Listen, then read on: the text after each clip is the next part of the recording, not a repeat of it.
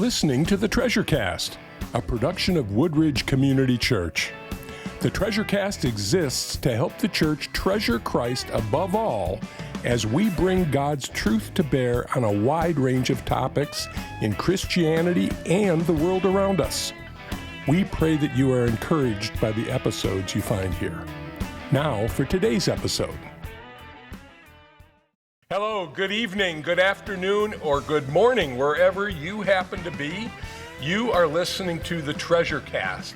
This is episode number 2, and we are very, very glad that you have taken the time to join us. There's so many options that are available to you with podcasts out there, and we truly appreciate you taking the time to be with us. My name is John Pfannerstill. He is Drew Hacker. Hi. And we are joined here today with Matt Jantz. And Matt, it's very easy to tell who Matt is because Matt is the one not wearing a sport coat. Drew and I have come dressed for the occasion, as you can see here. I even texted you this morning. I know. Somebody's got to represent the common folks, so. Do you even have a sport coat? I do. All right. He wore it when he preached, didn't you see it? Well, he did. Well, but we're glad he's here anyway. Mm-hmm. And so we're very excited about today's episode. The topic we're going to be looking at today is hospitality, and specifically Christian hospitality. What does that look like? How do we preach the gospel, make disciples, and treasure Christ above all through hospitality? And so we're going to be talking about that today. And kind of as a jumping off point for this, the verse that kind of triggered this for us was 1 Peter chapter 4, verse 9, which says, "Show hospitality to one another without grumbling."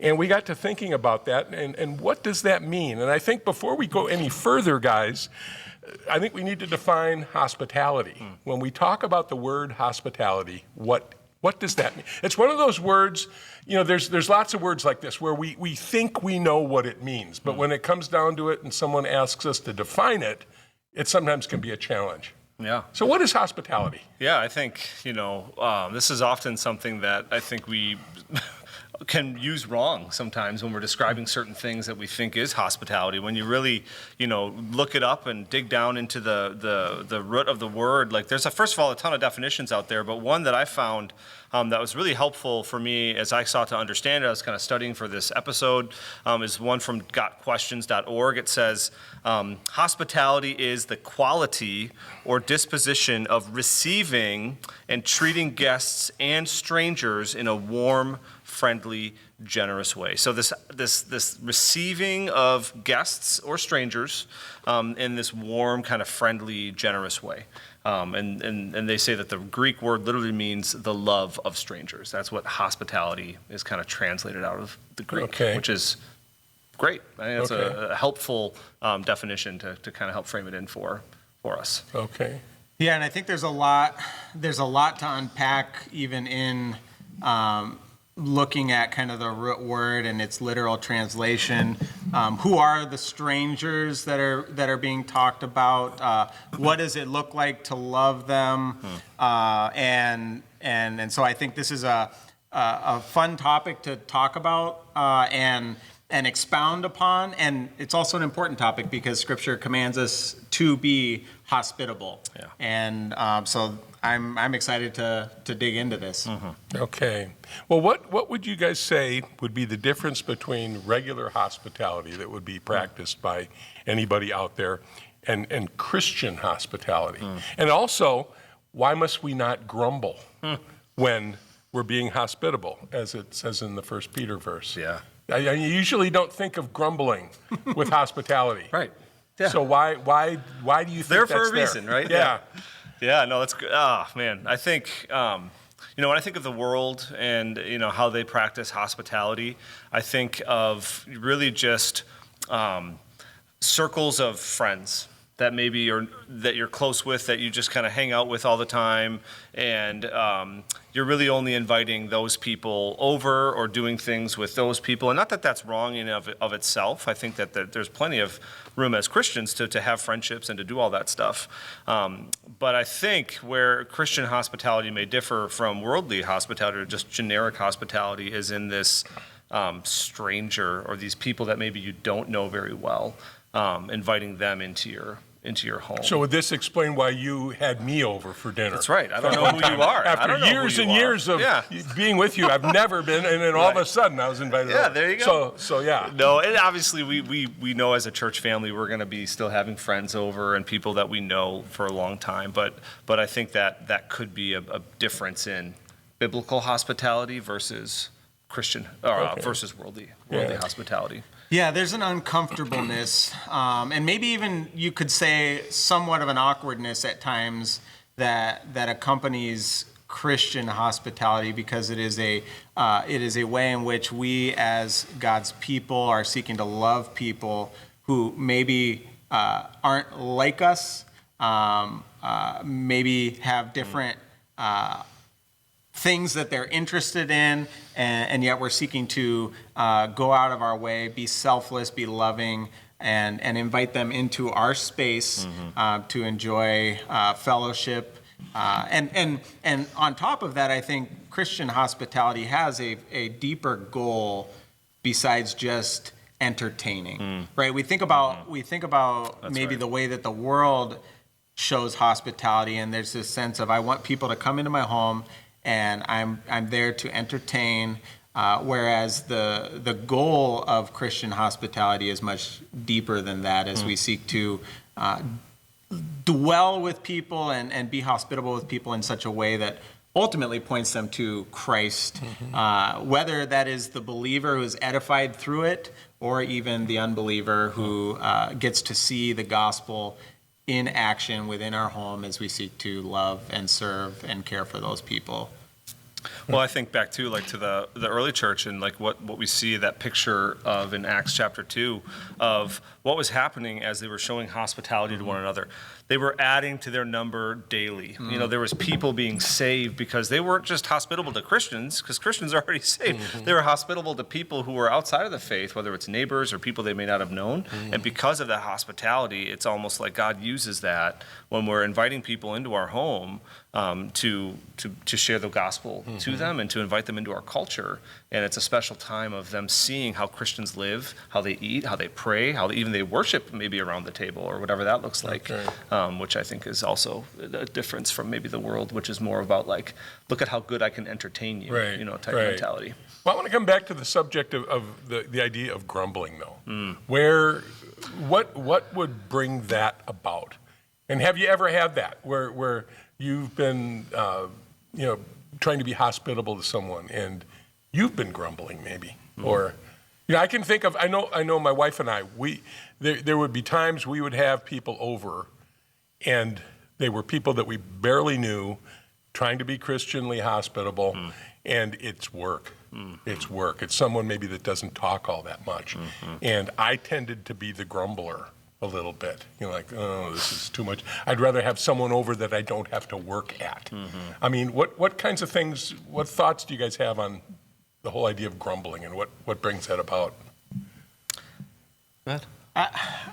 One of the things that when you originally read that verse, that obviously stuck out to me as well. And I was trying to think, and one of the things that came to mind for me was when Jesus visits Mary and Martha, and I was just trying to look up the passage where, Martha is distracted by all the preparation and serving Jesus and the disciples who are in their home, and she seems to do that, grumble about it. She gets frustrated because Mary is sitting with Jesus at his feet, listening to him teaching, and Martha has prioritized in her mind the serving of Jesus, which I think is a noble, good thing. I don't think Martha was wrong to do that, but that's an example that came to mind for me where has the serving itself become the centerpiece to where either we take so much pride in it that if it doesn't go well, we have issue, right? So if I'm not able to entertain or serve to the level that I thought I could or I should, then there's frustration there. Or I even think of, my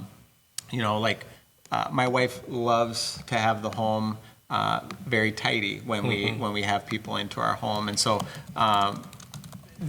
and she doesn't do this. I'm not saying she does this, but I think of like, there could be grumbling associated with all of the work that it's going to take to do this.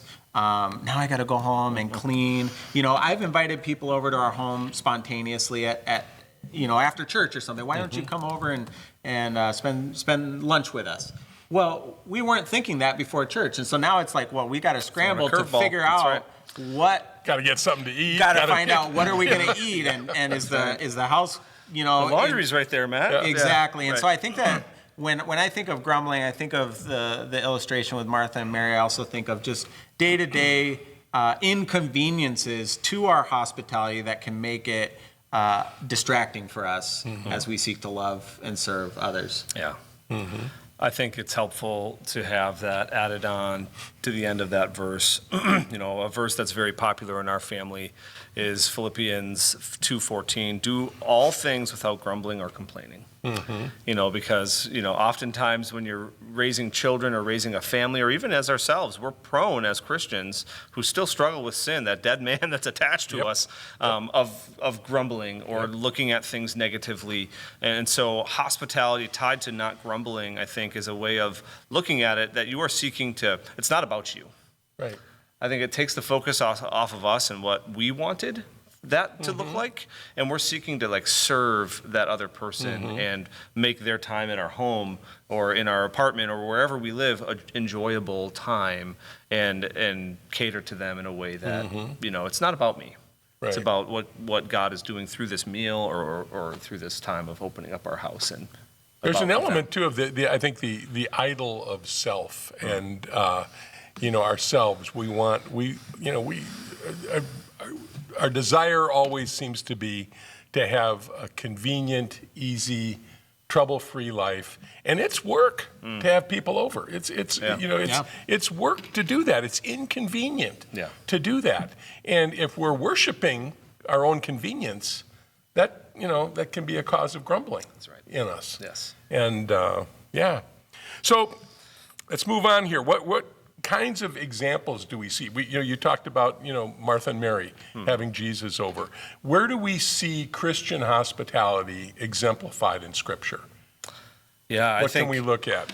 One of the first places that oftentimes you'll see it, and this is something that I've found, is even back as the law is being given, and they're basically instructing Israel on how to live. Leviticus 19:33, says this: when a sojourner sojourns with you in your land, you shall do him no wrong. And so it's essentially goes on to say, you basically need to treat him hospitably with how you're behaving and how you're welcoming him into these other things and kind of ushering him. So this isn't even something that's new to Christianity. This has been what God's people have been known by for centuries. So it's really just a continuation of it and exhorted upon more even in what the New Testament teaches on this. Right. Who can be hospitable? I mean, is this something, does Scripture just set this forth for elders and church leaders? Is this, who is supposed to be hospitable? Well, I think that goes, back to the very first verse that you read, 1 Peter 4:9. Who is that being written to, right? Is that being written to the elders of the church? Is that being written to just certain members within the church? Is that being written to the church? And I think, the command to show hospitality to one another without grumbling is a command for all Christians everywhere. And so every single person within the church should be growing in the area of hospitality. And I think that this is an area that even here at Woodridge, we're strong in so many ways. I think as a church corporately on Sundays, we receive feedback all the time that people who come into our church on Sunday to worship with us, they might be the very first time they see that hospitality. They see that welcoming spirit. They feel as though people are letting them come in to their midst. But I do think an area that we can grow in is thinking about not just Sunday morning, but our own personal lives. And I know quite a few people within our congregation who do this well, and I know that there's a lot of people at Woodridge who probably could grow in this area quite a bit. And so it is a call for all people within the church. First Peter 4 is not speaking to some special sect of the church or the elders only, the pastors. It is speaking to everyone, and everyone is commanded to obey that and grow in that. In Romans 12:13, this is something that it says, that I think this helps paint a picture of the global nature of who should be doing this. Contribute to the needs of the saints and seek to show hospitality. So that puts it out there. Like, all of us need to be contributing to the needs of the saints, and then it's like all of us need to be seeking to show hospitality as well. And so it's like, it's not just the leaders. Yeah, there's verses that we see in the scriptures that elders need to have certain qualifications to be an elder. Hospitality is one of them. Hospitality is one of them. And that's absolutely, and I would not be able to do that, on my own. We need people supporting us to do that oftentimes if we have, families. Like, my wife does a wonderful job of showing hospitality, and she does a great job of that. But it's something that all believers need to do. It's not just the office of elder that does it. Yeah, and that kind of brings up something that kind of I was wondering as well. I know John's the primary question asker tonight, but I'm kind of going off the trail a little bit. Off the reservation. Yeah, that comes with not wearing a sport coat. Put you on the show notes as co-host tonight, Matt. Yeah. So my question is, what has that looked like in your families as you seek to show hospitality? So we obviously do recognize that there are different ways in which we can be hospitable. It doesn't necessarily always look the same, and we all are at different stages of life as well. And so what things have you put in place within your family to be able to grow in the area of hospitality and be hospitable with those around you and within the church? Yeah, for us, I can start. For us, we seek to try to have, people over every week, if not, once every 2 weeks from our church. Typically people that, we are trying to get to know, or we've been meant to have over for a while, but, maybe haven't been able to. And there's still tons of people that we haven't been able to have over because our church is large, and so it's going to take years for all of that to happen. But we try to set up regular frequencies of nights of the week where we don't have things, where we can do a weeknight with somebody. Maybe it's just dinner and hang out afterwards, or it's like a Saturday lunch or even a Sunday evening, Lord's Day kind of continuation of worship, and we have our community group on Sunday, and then that evening could be even a meal with a family or somebody from our church family. And so we try to, we've been doing that for the last several years, and it's been really sweet. Yeah, I'm kind of in a different situation here, having just lost my wife 6 months ago. We tried to regularly have people over, but it's different now for me because I'm by myself. And that's kind of one of the reasons I was asking, because it can look different in different seasons of life. And so you're probably at a point where you're having to think, like, what does this look like now? I'm trying to figure it out right now. I'm trying to figure it out. I haven't actually started doing it. I'm just learning how to cook for myself. Bought an air fryer, and it's a big accomplishment when I do a pork chop in the air fryer with rice. So I'm trying to figure all that out. But I definitely do want to do that. And I've been, one of the brainstorm ideas I've had is to start inviting people over after church to come on over and watch the Packer game. We'll get some ham and rolls and hang out and watch football, or not have the game on, and we'll talk about other things, but just to hang out together. So I'm trying to figure that out. And that does get into what I wanted to do here. The questions that we've got here is just a little more on the practical side of how do we do this? What do we do? And one of the biggest objections people have, and this is something that I have noticed after my wife passed, is, stately Pfannerstill Manor is now under new management. And so, if my wife were to come back now, there's several times I'd have to say to her, excuse me, we don't do it that way anymore, because we're doing things differently. But one of the things is, I'm not worried about whether the house is a mess. I host a men's Bible study with some old buddies on Wednesday morning, and they just come on over. I would have been able to do that before because the house wasn't clean or this wasn't, so I'm a little, but what do we do? How do we invite people over? What do we do if my house is a mess? Or, does my apartment or house need to be spotless? What are your thoughts on that? Yeah, I think one thing that I've tried to do within our family is to create a culture where the cleanliness of the home is not the greatest priority when it comes to hospitality. And praise God for wives who like the home to be clean, right?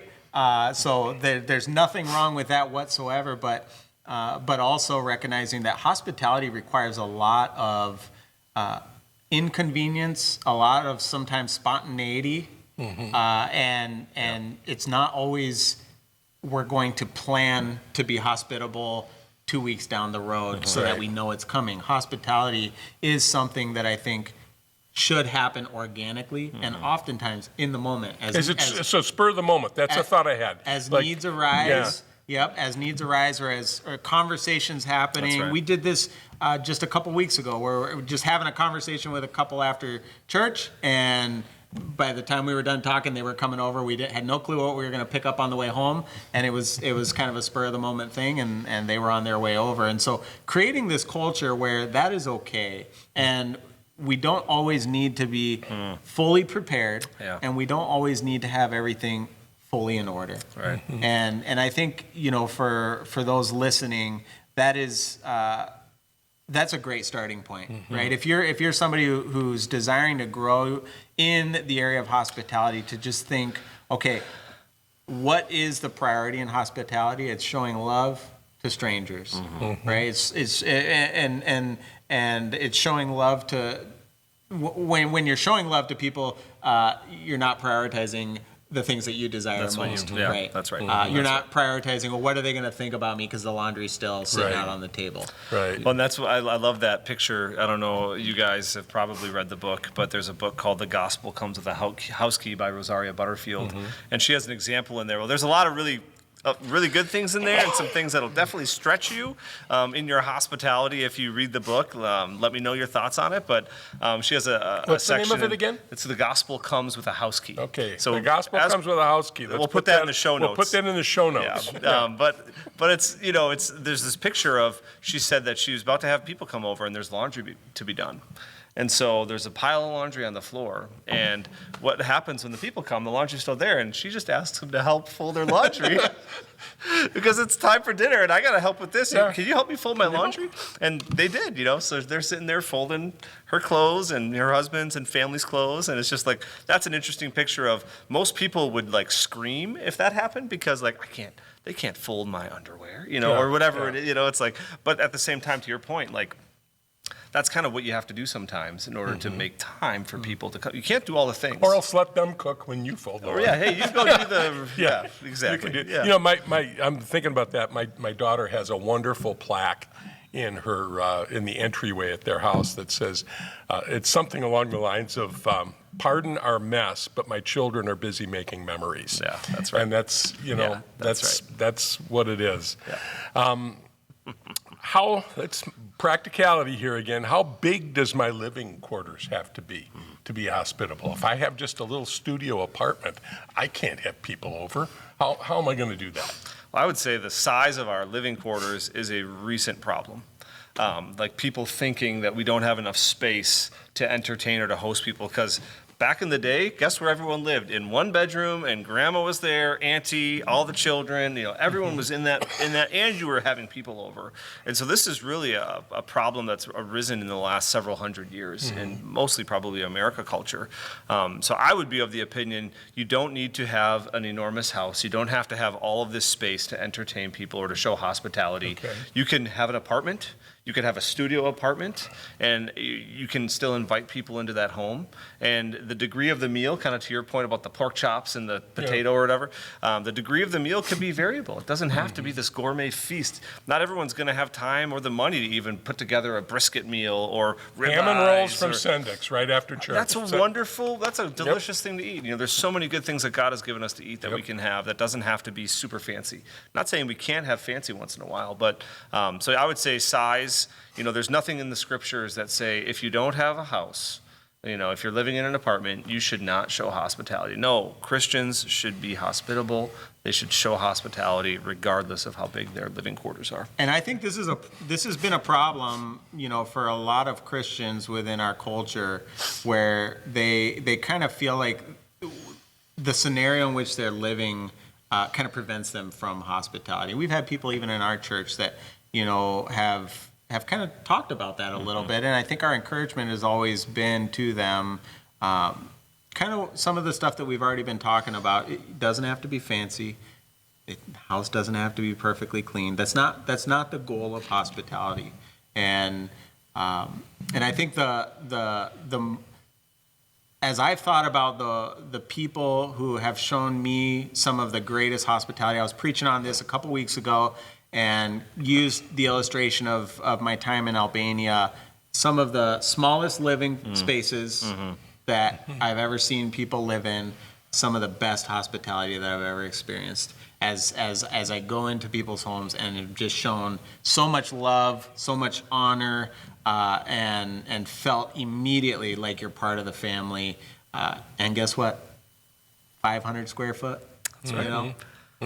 600 square foot. My first apartment was 400 square feet. Well, I don't know if you could be hospitable in that. Yeah, I think so.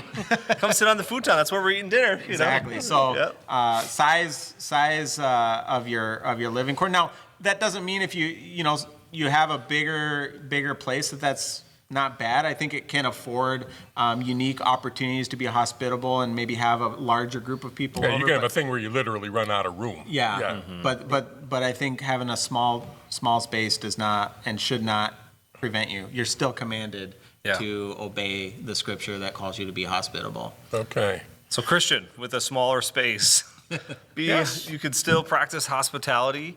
I have an example in my mind of a family that they were living in a duplex, and they're members here, and they invited my family over. We have 4 children, Ashley and I, so we're a family of 6, a large family, and they invited us over as a test run to see how they could actually practice hospitality because they wanted to see, can we all fit in the kitchen for a meal? Okay. If we can make the hackers feel welcome, we can make anyone feel welcome. And we had a great time, and it was wonderful, and God hopefully used that in their hearts to say, hey, we can entertain people. See, well, I should test with you guys. Do you have us over? For my first I'm time. expecting a text later this afternoon or this evening. Well, we'll see. Yeah. We'll see.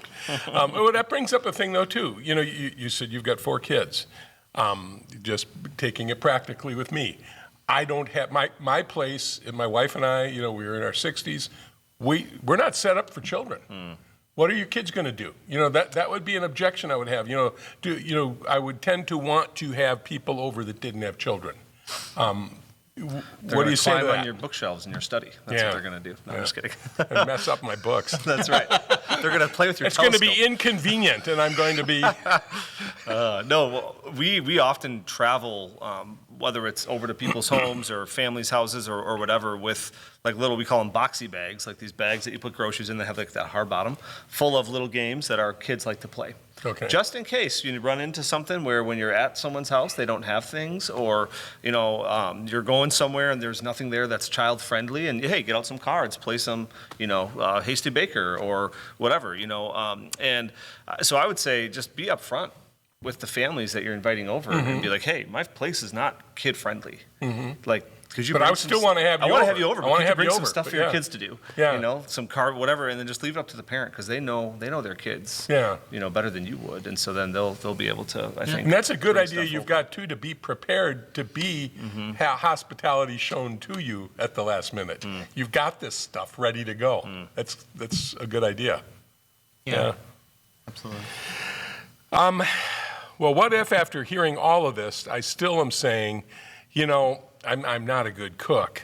My place is small. I'm not set up for kids. And despite everything you guys have said, can't I just take someone out for dinner instead? Instead of having them over to my house, couldn't I just say, hey, let's go over to Culver's after church and fellowship? Is that hospitality? I would say you can absolutely do those things, but I would not put those in the same category as hospitality, because, like I said, going back to that root of the word, it's really about inviting guests or strangers into your space. Culver's isn't your space. Right. You can be generous and you can offer to pay for someone's meal out at this restaurant, or do this or that with somebody, but really the root of what biblical hospitality is community. And it's building community by inviting people into our spaces to enjoy a meal, which there's so much that God has built into just mealtime, in formation and discussion and joy of eating these delicious things that is just so much more meaningful when it's done that way. Now, of course, invite someone to Culver's. Go out, do those things. Just don't call it hospitality. There's nothing wrong with that. There's nothing wrong with that. It's generosity. It's maybe even acts of mercy. There's other categories for it, but I would not categorize Fellowship, that. yeah. Yep, fellowship, yep. Yeah, I think of, that kind of leads me to think, we think as individuals about welcoming others into our home, into our space, as a church, welcoming people into our church, into this space here. That's right. So we can be hospitable corporately as well. I even think of you going back to my illustration in Albania, welcoming somebody in. They were welcoming this outsider, this American, into their country, and seeking to make me feel at home in their space, right? And so I think that's the root that we're getting at when we talk about hospitality, is others coming into your space. Maybe they're uncomfortable because this is new, and making them feel at home as if they're part of the family, so to speak. That's right. Right. That's right. Well, what are, in your opinion, what are some of the chief reasons why people don't show hospitality? Well, I think we've touched on it a little bit already. People are selfish. They're self-centered. Is this the part where we do the rebuking? Yeah, that's right. There we go. That's not in the notes, but go ahead. Yeah, that's great. Yeah, we come up with, and I do it too, we've all done it, we come up with excuses because really hospitality is not about you. And we like to make things about us. Yeah, that's right. And so I don't have the time. Hospitality is expensive, right? I'm paying more than what I would normally pay to feed more people than I would normally have to feed. And so I think there's just a number of little things that we tell ourselves that prevents us from being hospitable towards those. I think of all the introverts out there, right? So, I'm introverted. I don't like having, I have to talk to strangers.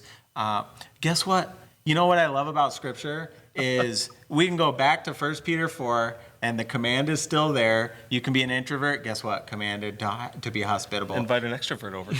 Yeah. That way you don't And then gotta you talk. don't have to carry the conversation. Yeah. You can be an introvert. The command is still there. You can not have a lot of money. The command is still there. It doesn't matter what excuse. And to that point too, you don't have to monopolize the meal. People want to oftentimes bring something with them as a display of, hey, thanks for having me. What can I bring? Yeah, is what people ask. Yeah, and so don't if you're struggling with money, just you can tell them bring a side of this or Bring dessert. Bring 5 steaks. Yeah. Porterhouses, we'll put them on the grill. Yeah. Yeah, no, I agree with what you said, Matt. I think, introversion can be a thing. Going back to the house size, oftentimes we think our home maybe isn't big enough or isn't decorated nice enough or hasn't been updated since the 50s. And so that can be something that maybe we're just self-conscious about. It's more of fear of man. You've acknowledged, we've been commanded to do these things. But we're still scared of what people may think of us and how they may judge us about the wallpaper that's still up in our living room that doesn't match the kitchen. Right. It's well, you know what? It's more about what you're doing in that space than it is about what that space looks like, And so I think we have to get over ourselves. But I think also, maybe some more things is, it's a very deeply personal thing to invite somebody into your space. And so maybe there's something that you are scared of showing somebody, or you're hiding. It's a really good way to hide sin when we don't have fellowship with other brothers and sisters. And so I think that's a really good way to escape being found out about things, and so not that people who aren't hospitable are hiding sin, but it could be a reason that people don't want people into their space because they don't want to see the whatever collection they have or this movie set that they have or whatever else it is. Yeah, I think we live in a culture where so many people have been trained to put on a face on Sunday and look the part for the 2 hours that you're at church on Sunday, and then the rest of the week you're not around Christians, you're not having people into your home, and you can kind of just live your life during the week. Hospitality kind of confronts that, where now it's not just Sunday, but I've got to grow in displaying the character of Christ on a daily basis because I'm having people into my home. And that's one of the reasons that we do community groups here at Woodridge, is because we see corporate worship as obviously one of the pillars of what we do as a church, as we gather to worship through singing, through the preaching of the word, through the Lord's Supper. And yet we also see the need to live lives together throughout the week so that we might spur one another on, as it talks about in Ephesians, and the body is building itself up in love. Yeah. Well, we were talking about the other scripture verse. I've got one other one I want to run past you guys. Hebrews 13:2. Do not neglect to show hospitality to strangers, for thereby some have entertained angels unawares. So if I come out of Pick and Save and I see some homeless guy standing there saying with a sign, "We'll work for food," or whatever, should I be inviting him over to my house? I think that's a great question. I think that I would say it depends. I think that there's a season of life and a time when maybe the answer would be yes, as a man who is by himself and maybe doesn't have a family at home, because we don't know the mental stability of this person. Are they on drugs? Do they have a weapon? Are they? So what we've done in that situation, instead of inviting them into our home, is we've gone into Pick and Save, got them some groceries, some Gatorade, some other things, given it to them, and half the time they'll look at it and they'll just be like, "Oh," and then they'll just put it down. Then they'll get in their car that's nicer than yours, and they'll drive off. It's just, so there is like this element of this. There can be not all panhandling or begging is like people that are making a lot of money, but there have been rings of it that have been uncovered in our state that have been like a business where people are making a lot of money. And so I would say be wise as a Christian. As a husband, my first priority, other than, to the Lord, is to my family. I need to protect my wife and my children. And so I don't want to bring somebody that I may not know that well, who may have an addiction issue, into my home in that setting. Now, maybe there's a different scenario where maybe there's somebody who has a flat tire in front of your house. It's a family with kids and, whatever, there seems to be more, they're not, there doesn't seem to be a drugs involved or things like that. And we're having dinner, and by God's providence, say, "Hey, we've got extra. Yeah, come on in. Come on in, or hey, we'll bring you some help food. You fix the tire, we'll change your tire for you, and get to know you a little bit." And in that situation, maybe entertaining angels. I can't say if they were or weren't, but at the same time, like, you're probably never going to see them again, so maybe they were. Versus the person that you see all the time who may be just begging for money that may want to use it for more nefarious purposes, and it could be a risk for your family. Like, I would say that may not be the wisest. But it's also wisdom. There may be some people who would say, "Yeah, I'm going to take that guy out to George Webb's instead." Yeah. Yeah, and I think a really good place, and a good place to put this into practice would be with neighbors. We've talked about that here at Woodridge over Some of the years. biggest strangers in your life sometimes are your They neighbors. can be. They Yeah. can be. Yeah. You know, and you know, so neighbors, coworkers. Yeah. You know, I do think when we think of the word strangers, doesn't necessarily always imply somebody you've never met before. That's right. I think there's an implication of people who you do not know well, that you are inviting into your home, so that you might get to know them better, so that you might display the gospel, so that you might love them. And so I think neighbors, coworkers, you know, friends of friends, things like that is a really good starting place for that. I do think that there is also a place for maybe riskier forms of hospitality, but to Drew's point, we also have a responsibility to protect our family and lead our family well. But you know, with leading our family, it also leads me to think about hospitality, not just as for the benefit of the one that we're being hospitable to, but so I'm kind of changing the subject here a little bit, but also it's also to the benefit of our children. As we do invite people into our home, we are displaying hospitality and what it should look like to those that we have a responsibility to disciple and to raise up and to train. And so there is, I think, an element where we don't want to, for the sake of being so protective of our family, that we neglect hospitality. Never have anyone over. Yeah, Right. that we neglect hospitality altogether, because there's great benefit as our children see us sacrificing, and we're teaching them to do the same as they grow up, and hopefully, Lord willing, become hospitable Christ followers as well. Yeah, they're learning watching you, and they're seeing that this is how adulting is done. That's right. In the Christian community. You Sure. do that. Yeah. And it'll be interesting when your kids grow up and they find spouses, and if their spouses were not raised that way, you know, it's going to be, why are you always having people over? Well, that's what you do. That's their culture. That's you know, what you we do. talked about that with our education series that we did, that paideia of the home. Yeah. Or it's everything that your kids interact with as they go on their day. Yeah. You know, and so that is something now that they're interacting with, and that's going to be part of what Yep. they see as a good thing, because you've shaped them in that way Yeah. to see hospitality as something that we do as a command from God, but it's also something that's not just a command that's like, you know, hard to do and, you know, like I don't want to do that. It's actually rewarding. There's so many for the reasons Christian. to do it. Yeah, and I think of some of the families as I was growing up as a child, some of the families that were the most hospitable, having me into their home.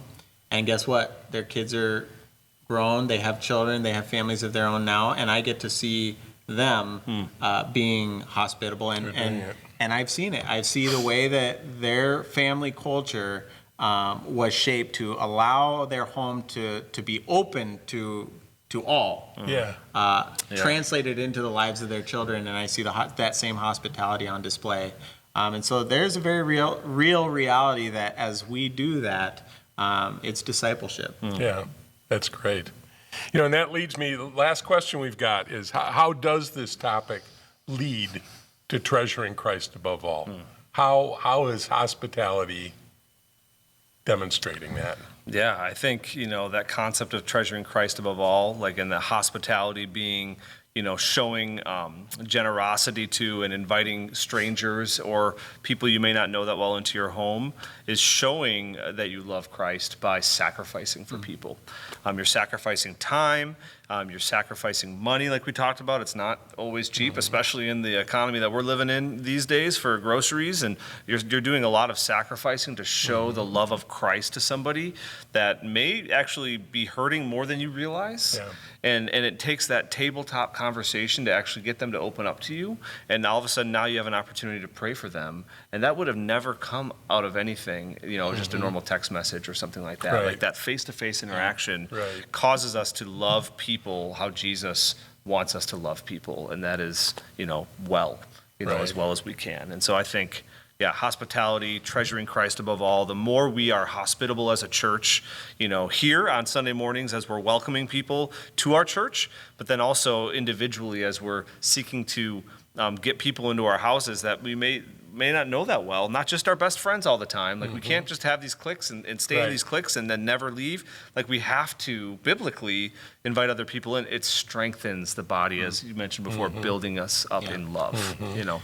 Yeah, and I always go back, when we think about the concept of treasuring Christ above all, I've been so helped and shaped by something John Piper said in one of his sermons, where he was looking at the way that we live our life as Christians should in every aspect of our life reflect that Christ is our greatest treasure. And so, you know, when we think about the concept of hospitality, and we think of I'm thinking of all the objections that people come up with, right?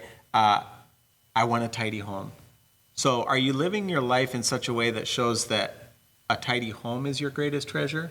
Or are you living your life in such a way that shows that Christ is your greatest treasure? And if Christ is your greatest treasure, then the tidiness of your home, although important, is not of ultimate importance. It's going to take a back seat. And finances, right? It's expensive. I don't want to have to spend twice as much to feed twice as.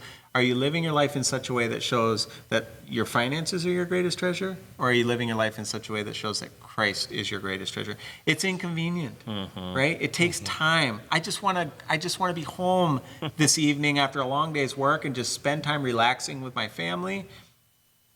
Relaxing with your family, which isn't always a bad thing. It's a good thing. Bad thing. But are you living your life in such a way where that is your greatest treasure instead of Christ? And we do this. You take any excuse as you're listening, and hopefully, you know, considering ways. And I have in my own heart the same thing. We all have objections. We all have reasons why it would be easier not to. And so I have to do this with myself just as much as everybody else has to do it. But think about the areas and the excuses or the objections that you have at times towards hospitality, and apply that principle. Is that thing my greatest treasure? Is that excuse my greatest treasure? Or is Christ my greatest treasure? And if Christ is my greatest treasure, then I am called to be obedient and to live in obedience to his word, which commands me to these things. And I can do it joyfully, not just out of a sense of obligation. Not grumbling. Because Christ is my greatest Coming treasure. full circle there. Yeah, That's not right. grumbling. Absolutely. Amen. Well, gentlemen, before we wrap up here, any final thoughts to kind of put a cherry on top of this Sunday that we've made here? Yeah, no, I think this conversation has been great. I've enjoyed talking with you guys. Great. And, you know, and I know that there's still things that we can grow in this area as well. And I look forward to our church growing in hospitality over the next several years as we seek to treasure Christ above all, as we seek to have people into our homes from our body that we may not know that well, and people that are new. Like, you know, I know people who are really good at this. Like, there's a new family that comes to church and they invite them out for lunch, or they invite them over for, you know, it's just like, that is awesome. Like, so the more hospitality we can have as a church, the more we can glorify God, make disciples, and treasure Christ above all. I think it's just, I'm excited for this discussion, and I'm excited to see, you know, how this plays out in our body. Amen. And in Christianity, you know. Yeah, absolutely. I mean, my final thought, I fully expect invites for. That's right. Yeah. 6 people. Here we are. You know, we eat a lot. No, That's why. I'm just one. growing you can kids. have me over. Yeah. John's gonna get all the invites tonight. You know, I've got a lot. Believe me. Yeah. I've got since my wife died. The hospitality that has been shown to me by this church Praise God. has been absolutely amazing. That's awesome. And it's still going on. I've got people that my schedule was so booked I couldn't work them in. And so it's just, so you guys are doing a great job at this already, but we can do better. Absolutely. So, well, we're very, very glad once again that you took the time to spend with us here. We'll be back with more episodes as we go along, and for now, that's it. We'll see you next time. Thank you for listening to the podcast. Thanks. Thank you for listening to this episode of the TreasureCast. The TreasureCast aims to support the church as we glorify God by proclaiming the gospel, making disciples, and treasuring Christ above all. If you found this episode helpful, please share it with any friends or family you think would enjoy it, and follow the show on your preferred podcast platform. If you would like more information about our ministry, please visit woodridge.cc. Go and treasure Christ above all today.